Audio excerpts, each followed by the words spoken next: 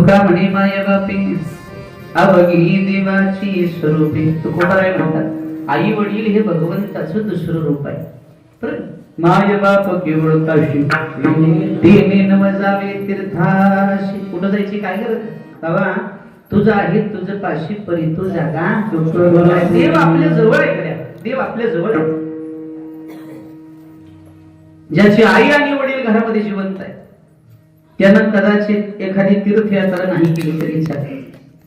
एक धाम माता एक धाम पिता चरणी चारी धाम. माता पिता दैवत असती घरी जाता कशाला लांब. कुठं जायचं? आपला देव आपल्या घरात आहे. आई वडिलांची सेवा करून पुंडलिकाने देवाला उभं केलं काय? पुरावा आहे त्याला. तुका म्हणे नाही विश्वासूच्या म्हणी पहावे पुराणी. ज्या पांडुरंगाचं दर्शन घ्यायला संबंध भारत देशातून लोक जातात, बरोबर आहे की महाराष्ट्राचं आराध्य दैवत तुम्हा आम्हा वारकऱ्यांचा प्राण जो पांडुरंग आहे, त्या पांडुरंगाची मूर्ती कोणी बसवली नाही, कोणी घडवली नाही. नाही घडविला नाही बैसविला भेटावया आला पुंडलिका. काय केलं होतं पुंडलिकानं? पुंडलिकानं आई वडिलांची सेवा ईश्वर समजून केली काय? परिणाम काय झाला? विश्वाचा मालक वैकुंठातून भूतलावर प्रगट झाला आणि आजही तो त्या व्यक्तीवर उभा आहे. आई वडिलांच्या सेवेचे हे सामर्थ्य बरं. म्हणून आई वडील हे ईश्वर स्वरूप आहे. ज्याची आई जिवंत आहे, ज्याचे वडील जिवंत आहे, त्यानं समजावं माझा पांडुरंग आणि विठ्ठल माझ्या घरात आहे. कुठं जाऊ नका, दररोज त्यांचं दर्शन घ्या, दररोज त्यांची सेवा करा. त्यांना वाईट वाटेल असं कधी वागू नका, त्यांच्या मनाला लागेल असं कधी बोलू नका. तो तुमचा देव आहे.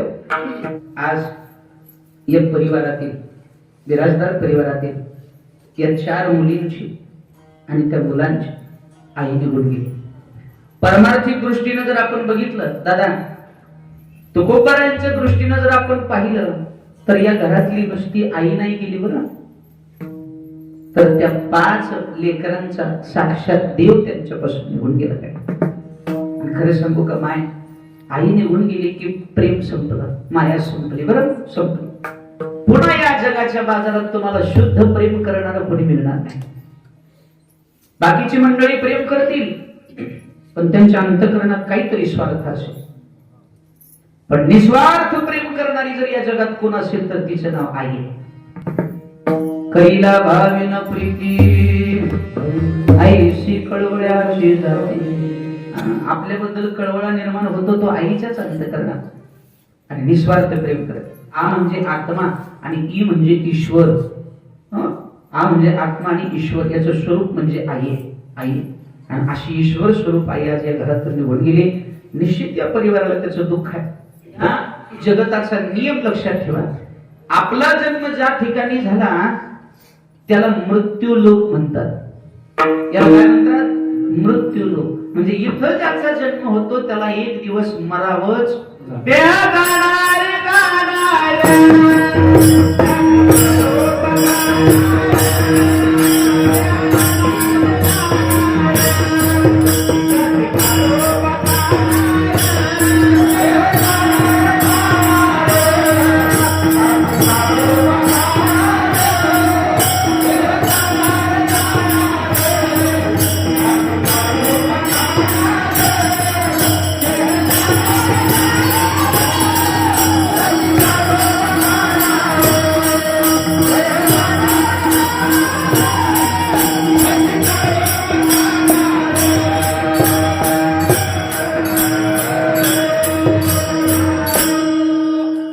संतांना सुद्धा जगाचा नियम मोडता येत नाही.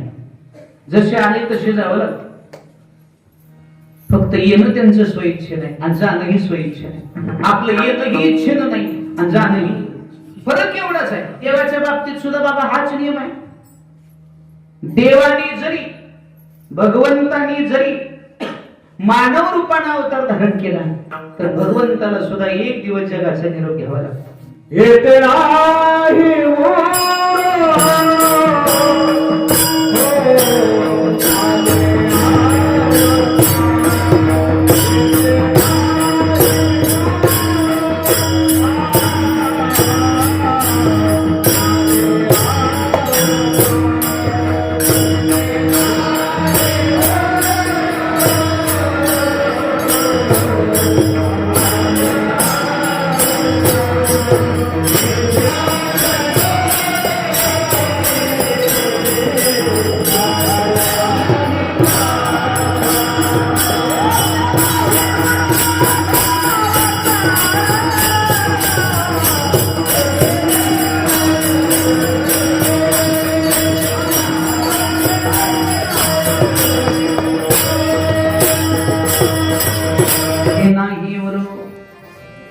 आले अवतार कोणाचे? देवाचे. देवाचे येते पामर जीव किती. अहो मग देवाचे अवतार सुद्धा इथं शिल्लक राहत नाहीत. आपलं काय हिशोब आहे? आपण पामर जीव. म्हणून एक गोष्ट कायम लक्षात ठेवायची बरं, माणसाला दोन गोष्टी कधी विसरायच्या नाही. एक, देवाला विसरायचं नाही, आणि दोन, मरणाला विसरायचं नाही. मी मरणार आहे, मला सुद्धा एक दिवस हा देह ठेवावा लागणार आहे. एक दिवस या सर्वस्वाचा त्याग करून मला या जगाचा निरोप घ्यावा लागणार आहे. हे कायम लक्षात ठेवा, विसरू नका बरं. या मायेमध्ये एवढं गुंतून गेलो आम्ही की आमचं मरणच आमच्या लक्षात आहे. ते कशासाठी करायचं आहे की नाही? ज्या कामासाठी आलो ते काम करा, नको ते उठाठेवी करण्यात काय मजा नाही. पण आमचं तसंच आहे, सायास करीशी प्रपंच तीन दिशी, दिवस रात्र झोपीत सुद्धा संसाराचाच विचार. माणसाचा जन्म शेवटचा जन्म आहे बाबा, शेवटचा. बरोबर? 84 लक्ष योनीचा फेर आहे बाबा, बरोबर आहे का? 84 लक्ष योनीचा फेर आहे. मग 84 लक्ष योनीच्या फेऱ्यातला माणसाचा जन्म शेवटचा. याच्या अगोदर किती जन्म झाले आपले? 83,99,999. असं मोठ्याला आपलं गणित करू, लई खोलात बसायचं नाही. बरोबर? मग जेवढ्या वेळा आपला जन्म झालाय, जगाचा तर नियम आहे जन्म झाला की मरण आहे. एवढ्या वेळा आपला जन्म झालाय त्या अर्थी आपण मरण सुद्धा पावलं. आपला जन्म झाला म्हणजे आपल्याला मृत्यूची गती प्राप्त झाली, आणि ज्या ज्या वेळेला आपलं मरण आले त्यावेळेला आपल्याला न्यायला कोण आले? आता लक्षात आलं का जागेवर? आपल्याला न्यायला कोण आले? काळ. म्हणजे मला वाटतंय त्या काळाचा ना आपला लई जुना संबंध आहे. आपला सगळ्यात जुना पाहुणा जर कोण असेल तर काळ. मग त्याच्याशी पाहून पण ठेवायचं का तोडायचं? ज्याला ठेवायचंय त्यांनी काय बी करा. देवाला जर सोडलं आणि बाकीचं काय बी केलं, हरे विन जन्म नरकाचे पैदाना, यमाचा पाहुणा प्राणी होय. मग मात्र आपण पाहुणे त्याची. ती बिचारा न बोलवता येतय ते, कुणी बोलवा न बोलवा, तेवढा गुण लय चांगला आहे बघायचा. देवाला बोलवावं लागतंय, भक्ती करावी लागते है की नाही? त्या वेळेला देव येतो. पण यमाला कुणी बोलवा न बोलवा बिचारे येतय बी, आणि जाताना जुळते. मारिती झोडीती तोडीती निष्ठुर यमाची किंकर कौसा. यम काय प्रेमाने नेतो का? चला पाहुणा बसा गाडीत येशी लावू का? काय काय देवी लावलंय सांगत नेतोय बरं. आणि हा विनोद समजू नका, हा विनोद समजू नका. ही वेळ आपल्या सगळ्यांवर येणार, सगळ्यांवर येणार. म्हणून कर्म चांगले करा, आपल्याकडून पाप होणार नाही याची काळजी घ्या. कर्म करे सो अच्छा करे, करके ना पछताए, बोया पेड़ बबुल का तो आम कहां से खाए. वाईट कर्म करून पुन्हा पश्चाताप करू नका, पुन्हा काय उपयोग नाही. अगोदरच सावध होऊन चांगलं कर्म करा. तुकोबाराय म्हणतात, मग एवढ्या वेळा काळानं आपल्याला ग्रासले, एवढ्या वेळा आपण मृत्यूचं दुःख सहन केलंय, अजून किती सहन करायचंय? अजून किती त्या काळाचा फेरा सहन करायचा आहे? किती वेळा या जन्म मृत्यूचा वळसा भोगायचा? अभंगाचं पहिलं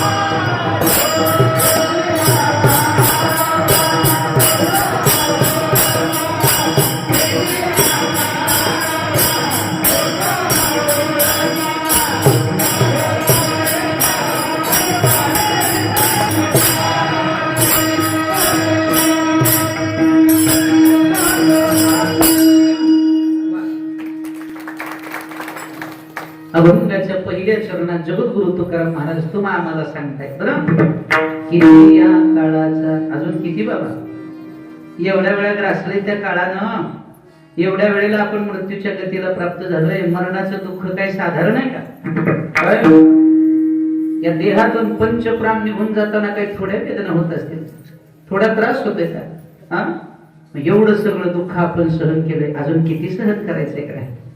किती या काळाचा आपला कळवळा संतांनाच आला बरं. आपल्याबद्दल तळमळ संतांनाच वाटली, आपल्याला सुद्धा नाही वाटली. तुकाराम महाराज म्हणतात, सावध कोणी कारी नव्हा. का होत नाही कडे सावध? आणि पशु पक्षी सावध झाली, माणसं नाही झाली सावध. एका जंगलात गाढव कोल्हा वाघ राहत होता. वाघानं शिकार केली, गाढवाकडे वाटणीचं खाद्य दिलं. जवळजवळ वाटणीचे खाते गाढवाकडेच येतात.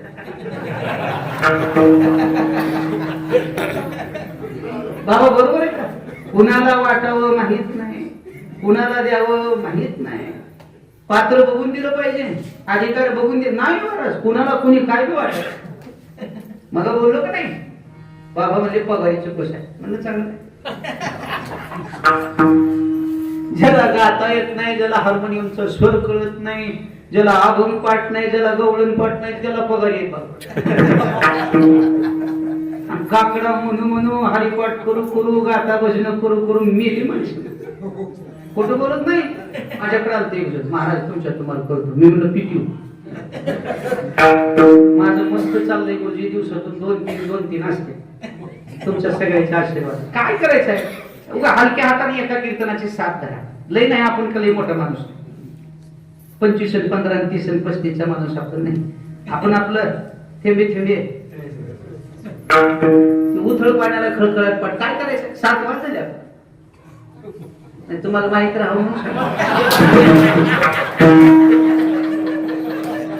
नाही. काही लोकांच्या मनात वाटते बाबा महाराजाला किती द्यावं की काय. मी मागून कुठे घेत नाही, दिल्यावर नग म्हणत नाही. मोकळ्या माणसाला खरं सांगू का, देवाच्या कृपेनं आपला परिसर खूप चांगला आहे. नाहीतर जवळजवळ संप्रदायाचा बाजार केला लोकांना. आणि खरं सांगतो, आज दिवसातून 3रा आहे बाबा. गाडी स्वतः चालवायचं, स्वतः प्रवास करून ये. सोपं काम नाही हे सुद्धा. तुम्हाला आम्हाला मिळालेल्या नोटा दिसते, टायमात झोप नाही, अख्खं जग झोपतंय ना आम्ही डोळी उघडी. रात्री जागणारे 3च प्राणी, महाराज, चोरण, गुबड.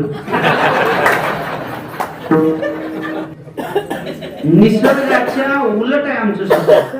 बरं, निसर्गाच्या उलट आहे.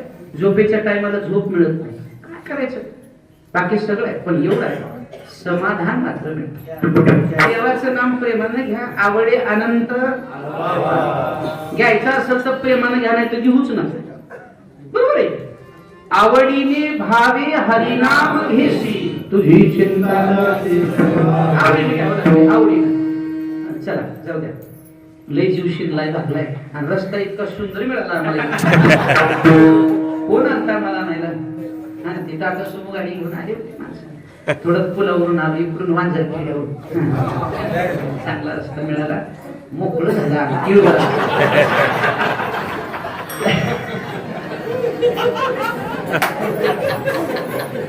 जवळजवळ मला 6 महिन्यातून पहिल्यांदा मिळाला. कुठून आलो होतं, हा, किती या काळाचा सुसावा वळसा लागला, सरीसा पाठोपाठी काळानं पाठला. एका जंगलामध्ये इथं होतो आपण, वाटणीची खाती काढवा. बरोबर, वाघाने शिकार केलं, वाटायचं खात गाढवाकडे दिलं. आता बिचारा गाढव गाड्याच भोळवट. या गाढवानं 3 वाटण्या समान केली. त्याचं काय चुकलं सांगा, त्यानं संख्या मोजली. वाघाचा एक, कोल्ह्याचा एक आणि त्याचा एक, 3 वाटण्या समान केल्या. आणि मोठेपणाने गेले वाघाकडे. महाराज झाल्या वाटण्या. किती केलास रे? 3 वाटणे केल्या महाराज. राग आला, त्या वाघानं 3 समान वाटण्या बघितल्या. तळपायाच्या एक मस्तकात गेली बाबा. वाघाबरोबरच वाटा गाढवाला असतो म्हणून वाघ कोण आणि गाढव कोण तपासून वाटे द्या. गाढव फुगले गाव, वाघा असून गेले. वाघाला राग आला, वाघानं झडप घातली, गाढवाला ठार मारला. मेलं गाढव, मेलं. रक्ताच्या थारोळ्यात पडलं. हे कुणी बघितलं? कोल्यानं. कोली हुशार असते बरं, दुसऱ्याचं बघून सावध. तेच बरं आहे कोणते. कोल्यासारखं चतुर राहिलं पाहिजे माणसानं. चतुर कोल हुशार होता. वाघानं म्हणलं कोल्या, कोल म्हणलं जी महाराज. त्याने बघितलं होतं सगळा कार्यक्रम. महाराजजी कर वाटणे, ते सगळं एका जागी करून तू वाटणे कर. आता वाटण्याचं खातं कोल्याकडे आलं. कोल्यानं दोनच वाटण्या केल्या पण समान केल्या नाही. एक वाटा मोठा केला आणि एक. महाराज झाल्या वाटण्या. वाघ म्हणलं कोल्या मोठा वाटा कोणाचा, कोणाचा म्हणून काहीच अर्थ नाही. जंगलाचे राजे तुम्ही आहात, शिकार तुम्ही केली, अधिकार मोठा तुमचा आहे, आमचं पामर जीवाचं काय. मोठा वाटा तुमचा आहे महाराज आणि छोटा माझा आहे. वाघ गाला फसू आणि वाघ म्हणलं बोल्या अशा वाटण्या करायला तुला कुणी शिकवलं रे. मेलेल्या गालवा. कुणी शिकवलं. हसू नका, आता आपली गत तशीच आहे. ऐका जरा नीट. एक गाडून नेलं होतं, एक डोळ्यात एकच एकच गाडून नेलं होतं तर कोण शान झालं, जीव वाचून घेतलं. आपले किती मिले.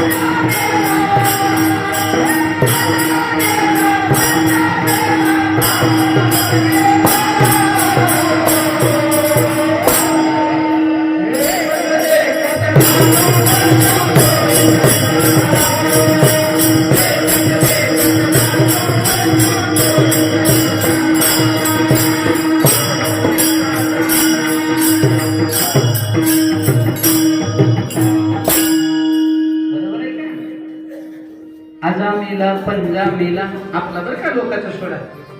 बाप मसना गेला, देखत देखत नातू पंत तोही तैसाची झाला. कोणाला सोडले काळानं. पंजोबा गेले, आजोबा गेले, बाप जाणार आहे, आपण जाणार आहोत. आपल्या नंतरचे सुद्धा नातू पंतू तोही तैसाची.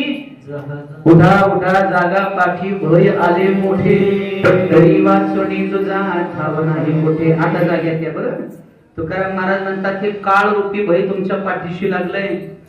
आता पंढरपूरला गेल्याशिवाय आपल्याला पर्याय, कारण वाचवणारा फक्त तो देव आहे. तुका म्हणे तुला सोडविना कोणी एकाच कृपाने. ज्याला वाटत असेल की या 84 लक्ष योनीच्या फेऱ्यातून देवानं आपल्याला सोडवावं, त्यानं पांडुरंगाला शरण गेलं पाहिजे. लक्ष 84 ची करा सोडवण, तरी गाया शरण पांडुरंगा. बरं, पांडुरंगाची शरणागती करा. मनवणी शरण जावे सर्व भावे देवासी, तो अवतरील पार भवदुस्तर नदीचा.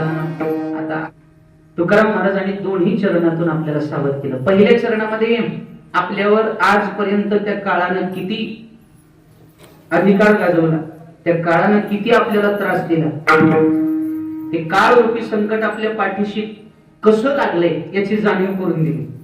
मग त्या शत्रूपासून वाचण्याचा मार्ग दुसऱ्या चरणात सांगितला. लक्ष 84 ची करा सोडवणारी गाया शरण पांडुरंगाला शरण जा. बरं, तुकाराम महाराजांनी सांगितलेला मार्ग आहे, अधिकार आहे माझ्या जगद्गुरु तुकाराम महाराजांचा. देवाची शरणागती करा तरच जीवनाचं कल्याण होईल, अन्यथा पुन्हा पुन्हा हे जन्म मरणाचं दुःख भोगावं लागेल. यावे जावे पुढे ऐशेचे कारण भोगावे पत नरकवास. बरं, म्हणून एकदा पुन्हा पुन्हाला वाटते देवानं आपल्यावर कृपा करावी, त्याने हात वर करा. असे दोन्ही हात वर करा. आणि ज्याला हात असतील त्यांनीच वर करा, ज्याला नसतील त्यांनी ह्या भानगडीत पडू नका. आणि हात वर करायचे असतील तर जरा चांगले करा, ती लक्ष्मी बसलेली असेल. आणि प्रेमानं टाळी वाजवून गोड आवाजात भजन करा. विडोंबर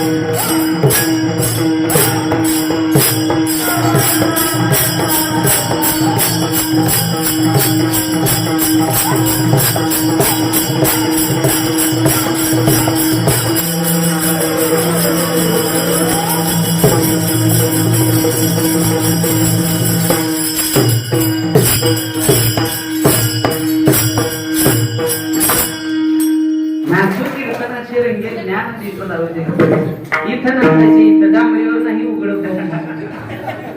चला ऐका, अभंगाच्या दोन्ही शरणामधून जगद्गुरु तुकाराम महाराज तुम्हाला आम्हाला उपदेश करत आहेत. तो उपदेश आपल्या कल्याणाचा हिताचा आहे. अजून एक वाक्य ऐका, मरण तर येणार आहे, मरणाला अजिबात घाबरायचं नाही. का घाबरायचं नाही सांगतोय का, मरत ते शरीर, अमर आहे तो आत्मा. गाडगे बाबांचे कीर्तना एक वारकरी धावत आला, त्यानं सांगितलं बाबा अहो काय कीर्तन करायचं, अहो तुमचा एकुलता एक गोविंद नावाचा मुलगा मरण पावलाय, चला. गाडगे बाबा म्हणले अरे याच्यात काय नवीन झालंय, ज्याचा जन्म होतो तो मरतोच, आणि माझा मुलगा मेलाय म्हणजे काय ह्याच्यात नवीन काय झालंय का, तो एक ना एक दिवस मरणारच, बर मी येऊन तरी काय त्याला उठवणार आहे का. किती मेले कोट्यान कोटी, काय रडू एका काय रडणार आहे, ती गती जावंच लागणार आहे. कीर्तन सोडलं नाही. आमच्या परिसरामध्ये हरिभक्त परायण गुरुवर्य वैकुंठवासी मारुती महाराज कानेगावकर म्हणून महान संत होते, वारीला निघाले होते. वारीचा नियम होता, कधीच मोडला नाही. वारीला निघाले, त्यांनाही बातमी कळाली की बाबा तुमचा मुलगा मरण पावलाय, परत या. बाबाने तिथंच 5 मोठी माती दिल्या हातात आणि सांगितलं माती करा. मी काय वारी चुकवणार, मी येऊन काय उठणार नाही का, तुमच्या तुम्ही खुशाल त्याचा अंत्यविधी करा, माझ्या पांडुरंगाला मी सोडणार नाही. गेली मला एवढी निष्ठा असावी लागते देवामध्ये. बरोबर बरोबर आहे. गुंतून राहिलं की फेरा फिरावा लागतो, हे लक्षात ठेवा. कशाशी, संसाराशी. याच्यात गुंतून राहिलं की पुन्हा पुन्हा जन्मावं लागेल, मरावं लागेल. आणि मुक्त म्हणजे याच्यापासून जर वेगळं झालो, एकांताचे सुख देव देवा तुकाराम महाराज एकांत म्हणतात, तसं आपल्याला वेगळं व्हावं लागेल. आपली आपण करा सोडव संसार बंधो, तुका म्हणे माळ गुंतली राहा, तुका म्हणे माळ गुंतली राहा.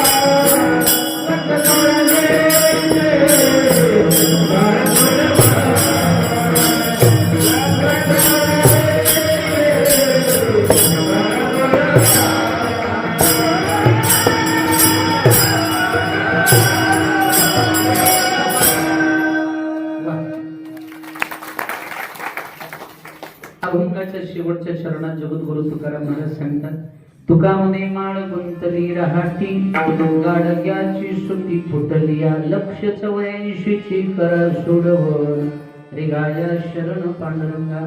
धावत्या वेगात अभंगाचा भावार्थ तुमच्या समोर मांडण्याचा प्रयत्न केला. आज बिराजदार परिवाराच्या आई साहेबांचं, मातोश्रींचं प्रथम वर्ष श्राद्ध आहे.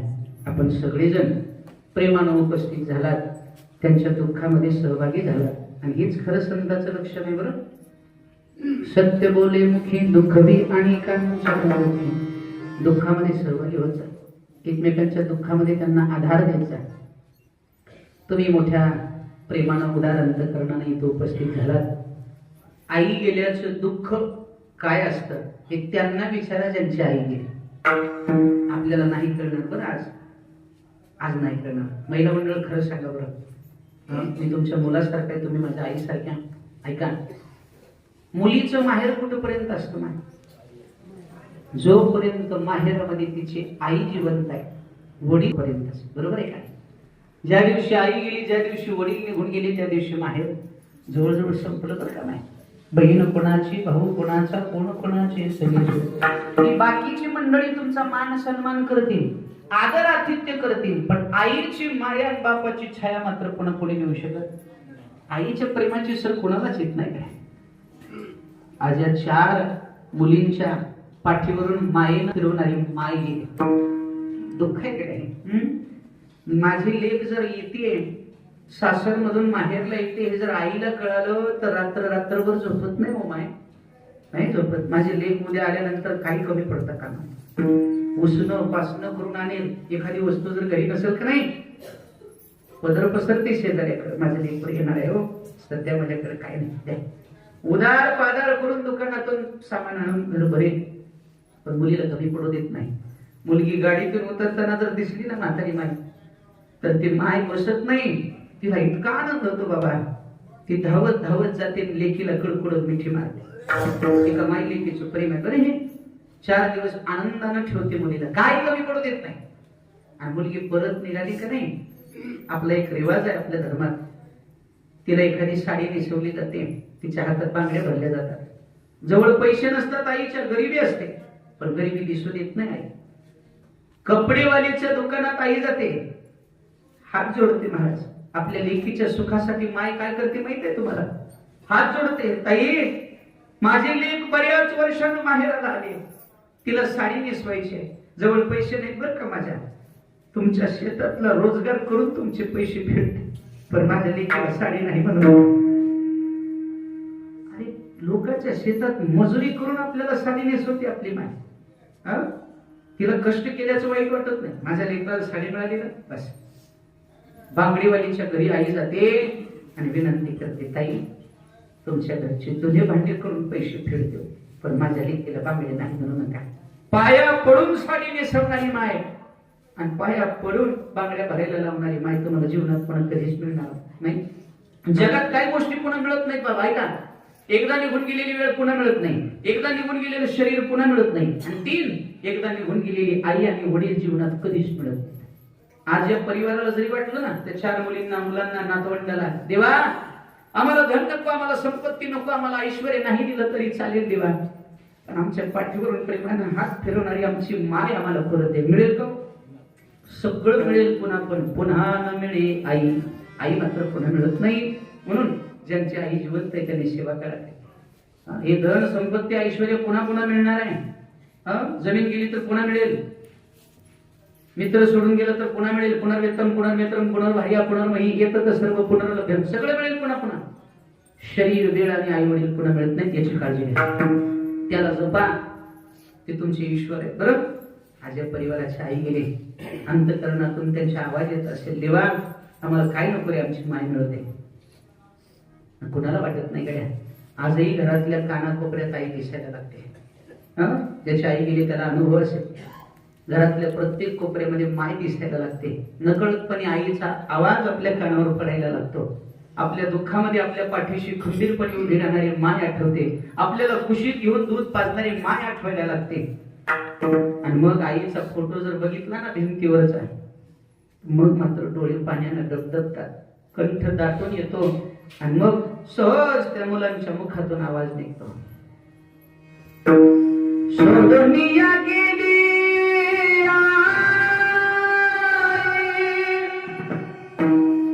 आम्हाले कराना, सोडूनिया गेली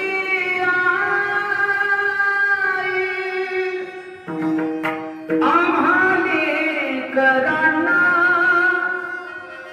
आई आई आई आता म्हणावे, आई आई आई आता म्हणावे, आई आई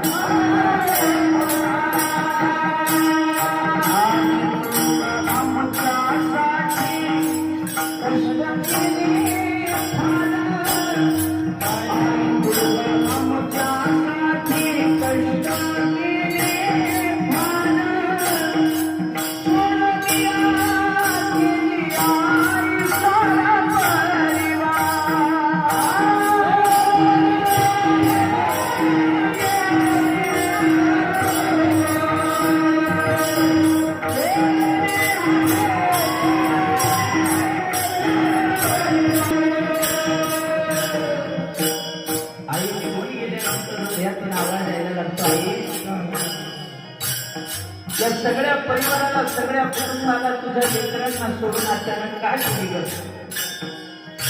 राम राम राबणारी आई डोळ्यासमोर दिसायला लागते. आपलं शरीर चंदनासारखं झिजवून लेकराला सांभाळणारी माय पुन्हा आठवायला लागते. आज प्रत्येकाच्या डोळ्यातून अश्रूच्या धारा वाहतायत. लेके सुना रडत बसल्या काना, लेके सुना रडत बसल्या काना,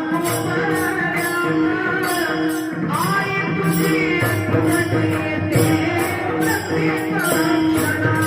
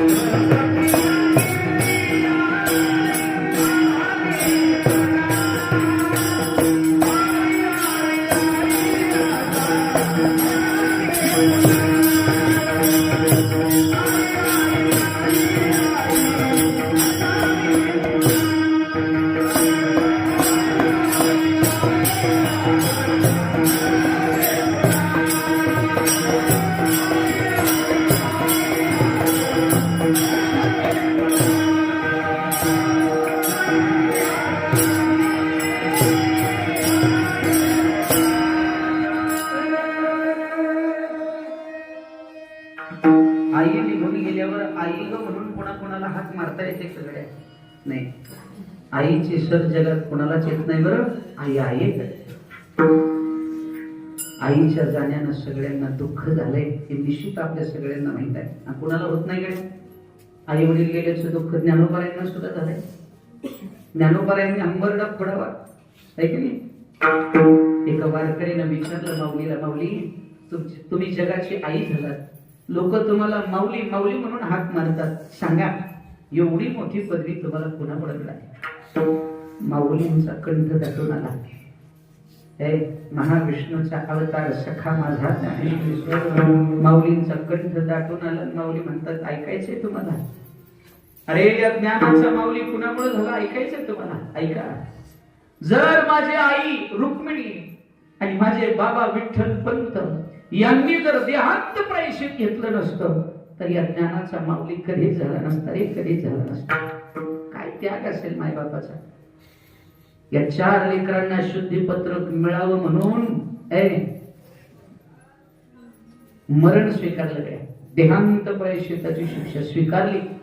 एक बाप एक आई लेकरासाठी काय करू शकते त्याचं उदाहरण म्हणजे विठ्ठल पंत आणि रुक्मिणी माय. आज या घरातली माय आपल्या लेकरासाठी राबली आणि आज या जगाचा निरोप घेऊन निघून गेले.